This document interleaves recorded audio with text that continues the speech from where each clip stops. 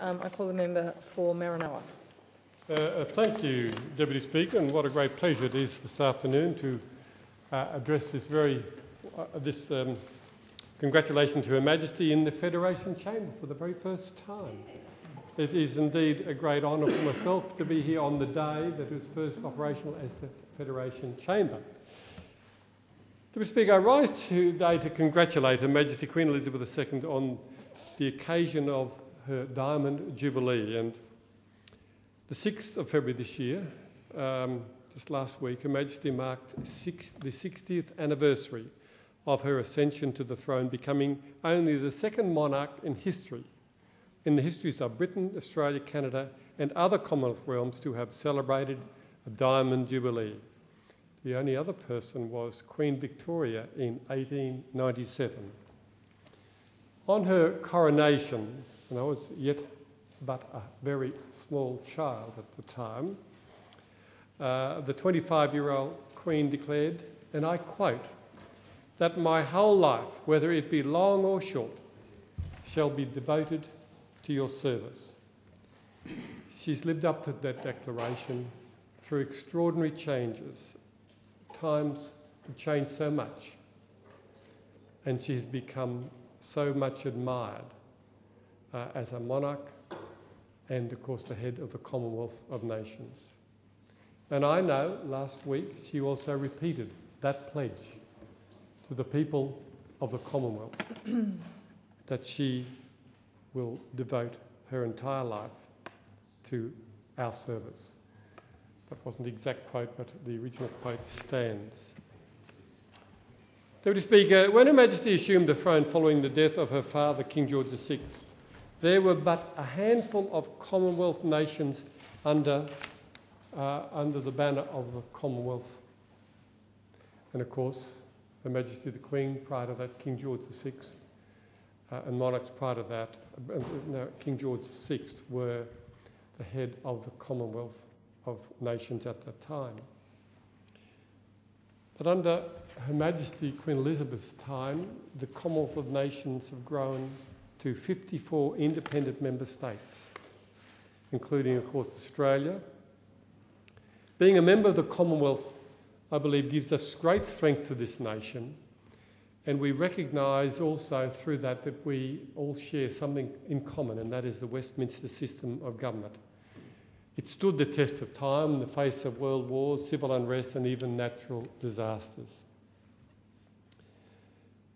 Deputy Speaker, the Westminster system of government, which comes from the House of Commons in the United Kingdom, which, being a member of the Commonwealth and former, you might say, British colonies, we've inherited that system to fit our particular circumstance.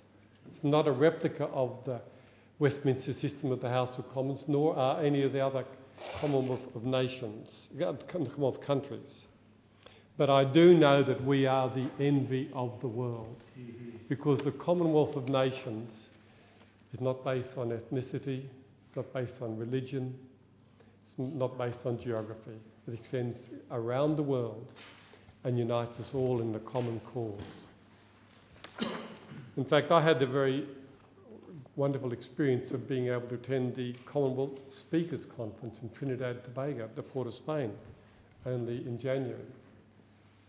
And what was inspirational for me there was to see the numbers of women who are now speakers of their parliaments in their respective nations. I know I digress from the original congratulations to Her Majesty, but I think it's worth putting on the record.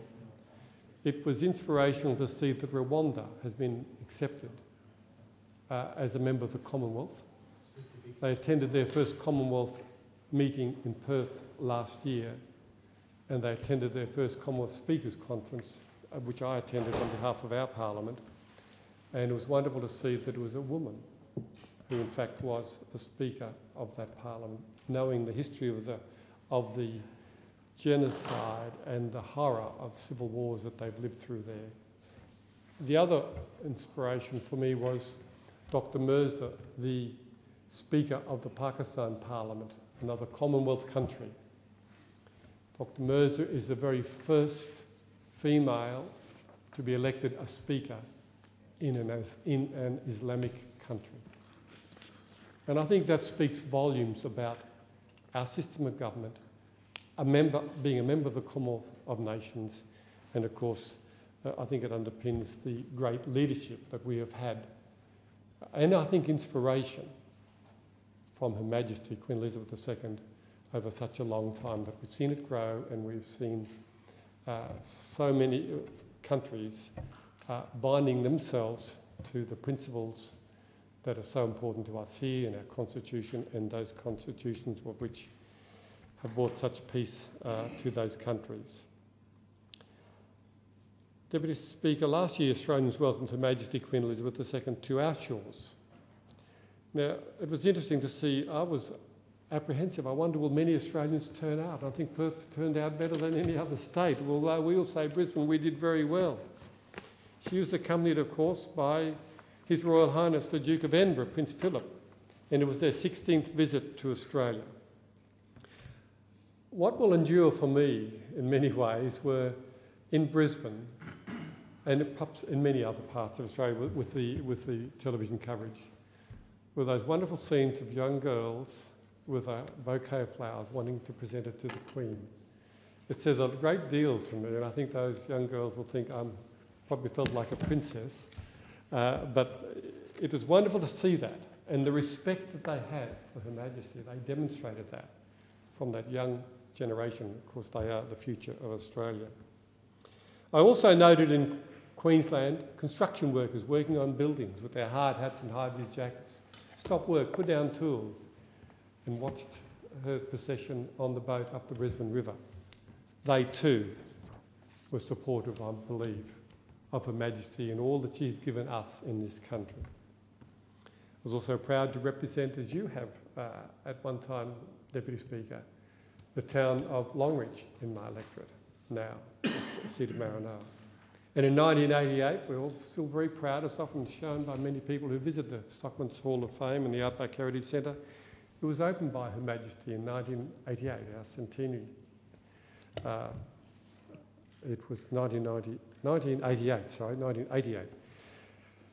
And of course, the Stockman's Hall of Fame and Outback Heritage Centre, the inspiration of R.M. Williams, Hugh Saury, Ranald Chandler, Sir James Walker and other great people of the Outback. And she paid us a great compliment, and the Outback of Australia and the early settlers of Outback Australia, by making time available during that visit to open the Stockman's Hall of Fame and Outback Heritage Centre. Finally, Deputy Speaker, it was on November the 6th, 1999 that Australians had an opportunity to vote in the constitutional referenda on whether Australia should become a republic and whether we insert a preamble to the Constitution. Deputy Speaker, both proposals were defeated, and neither were able to achieve a majority overall or a majority of states. So we didn't get a majority in any state. It's a wonderful thing about democracy when you ask the people to vote and ask their opinion. That's what really matters in any liberal democracy. But I must say, the electorate of Maranoa led that charge to make sure that the Queen remained head of state, because more than 75% of the voters in Maranoa voted no to a republic. In fact, we had the highest recorded no vote of any constituency in Australia. I remember the Prime Minister, John Howard, at the time said, "How's the Kingdom of Maranoa going?" I said, "Prime Minister, they were well informed." But all jokes aside, once again, it's that democracy at work. Deputy Speaker, I expect 2012 will be a great year of celebration here in Australia and across the Commonwealth of Nations. So on behalf of the people of Maranoa, I'd like to wish Her Majesty Queen Elizabeth II good health and happiness, and we thank her for the stability that she's provided to us as our Queen over so many years, and long live the Queen.